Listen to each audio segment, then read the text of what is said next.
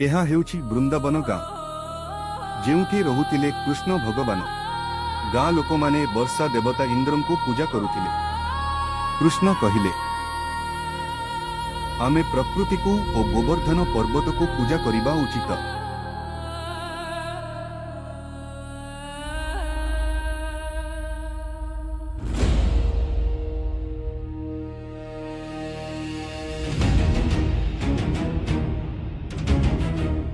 इंद्र रागिगले,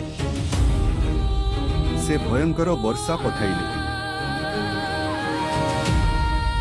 वर्षा कमिबार ना नेउ नथिला। गाँ लोक भୟରେ थरिबाकू लागिले। तेबे भगवान कृष्ण तांको छोट आंगुठीरे गोवर्धन पर्वत उठाई देले। समस्ते पर्वत तले सुरक्षित रहिले। इंद्र तांको भूल बुझिले एवं कृष्ण को क्षमा मागिले। सेबेठारु गोवर्धन पूजा पालन हुए। अहंकार हार, भक्तिर जय।